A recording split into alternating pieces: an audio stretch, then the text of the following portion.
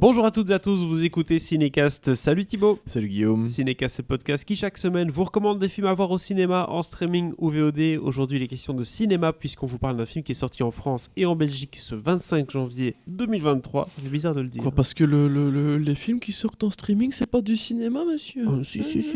Ben, on en a parlé récemment, un film qui sort sur Netflix, qui est sorti sur Netflix. Bref, ici, c'est pas sur Netflix, c'est en salle. Ça s'appelle Divertimento. Film de Marie Castille Mensonchard. Attention, c'est son vrai nom complet.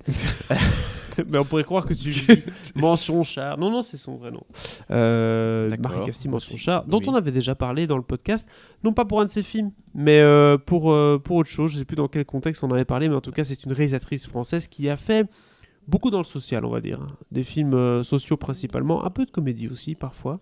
Oui, bah elle a écrit ma première étoile là, et sa première suite, étoile et mais, la seconde étoile. en tant que réalisatrice, c'est ma première fois, son premier film qui l'a un peu révélé. Et puis après, il y a eu d'autres choses entre temps, mais il y a eu Les Héritiers et puis Le Ciel attendra. Le Ciel attendra étant un film sur la radicalisation avec notamment Noémie Merlan, qui avait fait plutôt bon bruit. Ça se dit pas, mais enfin voilà. Fait une bonne petite réputation.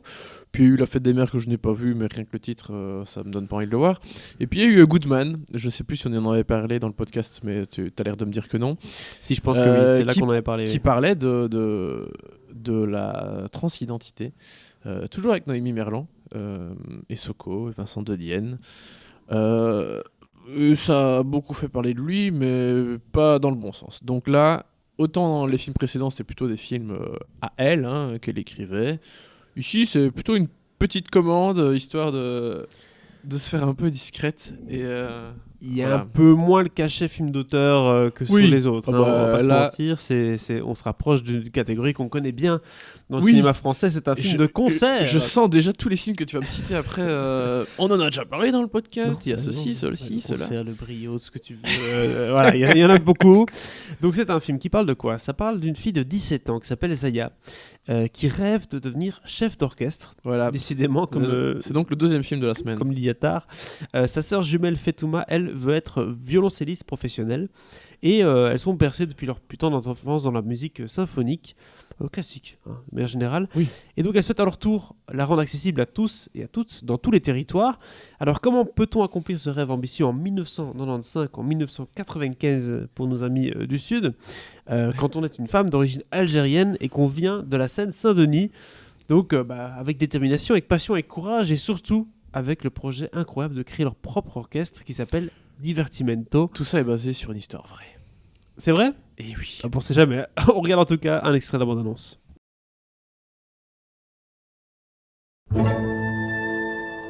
Quel est votre instrument? L'alto, maître. Mais je veux être chef. Être chef, c'est pas un métier de femme. Fetouma et Zaya Ziwani. C'est très rare d'intégrer Racine en terminale. Quel est votre parcours? Ça existe la musique classique en Seine-Saint-Denis. La fille du 9-3 s'est mise sur son 3-1. Et donc tu te mets sur ton 31 mais t'as même pas de baguette, c'est ça? Là, vous pressez un petit peu trop. T'as besoin d'un traducteur ou tu vas réussir à nous dire comment jouer toute seule? Toi, il te faut ton orchestre. Il te faut un orchestre qui te ressemble. Je sais que je suis jeune, mais la musique, c'est ma vie. Et il y a que quand je dirige que je me sens vraiment vivante. Un orchestre symphonique? Mais attends, Zaya, tu te rends compte des finances qu'il faut pour ce genre de projet? C'est ma faute, j'oublie que t'as 17 ans. On est en train de créer un orchestre. Il y en a que ça tente. Tu lâches jamais, toi. Voici des musiciens du conservatoire de Stein. Franchement, j'aurais jamais pensé à faire ça. Eh oui, en banlieue, on n'a pas de pognon, mais on a de l'imagination. Mais non, ils vont pas te piquer ta flûte. Rêve ou quoi, ils sont jamais sortis de Paris? On n'a pas de place en fait. Voilà, on n'a pas de place et tout le monde arrive pour faire l'orchestre Divertimento. Ça sent le bon sentiment, ce film, quand même, Thibaut, un petit peu. je viens de découvrir que tu l'as écrit dans la conduite, mais je ne savais pas que tu l'avais écrit. Je l'ai dit comme ça. Écoute, oui, effectivement, bon sentiment, c'est un peu le résumé de ce film. Mais c'est pas grave, un film un peu feel good, un peu uplifting sur certaines classes sociales, etc. Finalement, voilà, ça fait du bien de temps en temps. C'est le genre de film où c'est tellement convenu. Alors, oui, c'est feel good et c'est pas un mauvais film. Mais on les enchaîne tellement. C'est vraiment un énième film sur la personne de banlieue qui veut arriver à faire quelque chose dans le milieu artistique, dans quelque chose de... En tout cas, dans un milieu très bourgeois, d'expertise, quoi, / blanc, tu vois. Et au-delà de ça, parce que la musique classique, chef d'orchestre, c'est voltige, donc un truc un peu prestigieux et pas commun. Et j'ai l'impression qu'on a vu ça tellement de fois. Et voilà, à chaque fois qu'on a un film de ce genre, on le dit. Et ouais, ça nous rappelle, tu l'as dit tout à l'heure, le brio et tous ces trucs-là, le bazar avec Michel Larocque, et tous ces... Et c'était quoi? Et les trucs dans les écoles aussi. Non, il y avait celle avec les couturières avec... Ah oui. Allez, oui. Haute couture, c'était ça? Oui, c'était haute couture. Enfin voilà, tous ces trucs-là. Que, bon, il y a un petit côté ras-le-bol quand même, et zéro surprise. Parce qu'on a tout déjà vu. Et surtout que cette histoire-là, il y a moyen de la raconter de 1000 manières, quoi, tu vois. Oui. Tu n'es pas obligé toujours de faire, elle veut devenir chef d'orchestre, elle veut devenir haute couture, elle veut devenir... Non, il y a moyen de trouver d'autres manières, de mettre en avant des gens de la communauté algérienne en France, des femmes, voilà. Oui, mais à la limite, bon, c'est parce qu'on a déjà eu tous ces films avant et qui sont pas forcément mieux ou moins bien. Hein. Ils se valent à peu près tous, très honnêtement. Mais ça ne fait pas de Divertimento un mauvais film pour autant. C'est juste qu'il y en a eu tellement que voilà, là, on connaît les recettes. Cela étant dit, c'est pas pour ça que le film ne peut pas exister et ne peut pas plaire. Parce que ça reste effectivement un feel good, plein de bons sentiments. Et pourquoi ça fonctionne quand même? Principalement déjà parce qu'il est porté par deux super comédiennes, à savoir Oulaya Mamra et Lina El Arabi. Oulaya Mamra, on l'a vu dernièrement dans le film de Quentin Dupieux, Fumer fait tousser. Yes. Et Lina El Arabi, elle était notamment dans Nos de Stéphane Strecker, qui est un peu son grand premier rôle, on va dire ça comme ça. Oui, puis après elle a aussi joué dans Brutus versus César, mais on va pas parler de ce film. Family Business aussi. Mais oui, dans la série Family Business notamment. Donc voilà, et je pense que c'est tout. Il y en a d'autres. Non, c'était pas le film. Mais effectivement, elle était dans Fumer fait tousser pour Oulaya.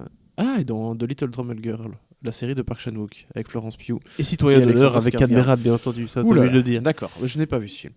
Donc, vraiment, on a un très chouette duo de comédiennes. Donc, l'une qui veut être chef d'orchestre et la seconde violoncelliste. Qui veut être violoncelliste professionnelle. Et c'est vrai que ce côté décalage de culture fonctionne quand même. Et c'est la recette qui fait que tous ces films, globalement, d'un strict point de vue, histoire fonctionne, c'est que dès que tu as un décalage culturel ou un décalage de quelque ordre que ce soit, ça fonctionne assez bien, voilà. Parce que ça te crée des situations qui peuvent être, en général, tu essaies de tourner ça en comédie, oui, assez cliché, mais un peu cliché aussi, bien avec sûr. Les blancs les blancs bourgeois qui vont défendre leur territoire, entre guillemets, je suppose. Voilà, oui. Voilà, dans la bande-annonce, il y a un garçon qui fait mais tu veux devenir chef d'orchestre et t'as pas de baguette, et puis le lendemain on lui amène une baguette de la boulangerie. C'est super drôle.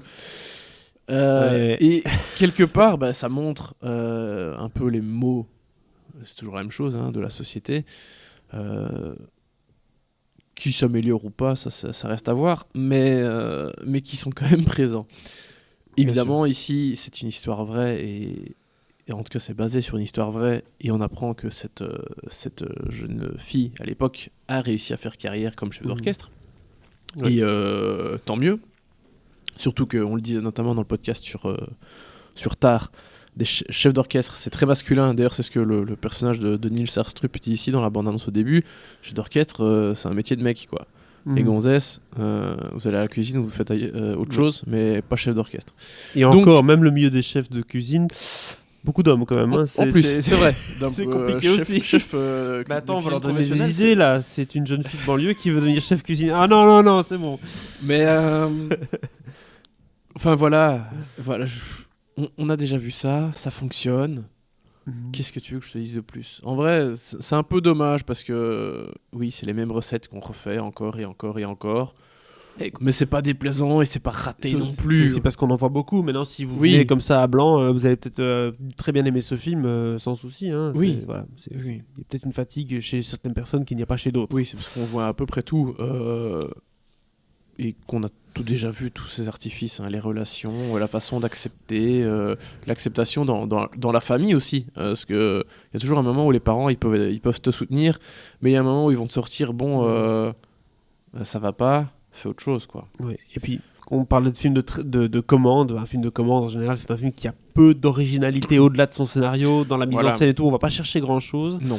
Efficacité, des plans pas chers et vite faits, plutôt que de commencer à faire des mouvements de grue. Enfin, tu vois ce que j'ai. On n'est pas dans la grande recherche. C'est sûr.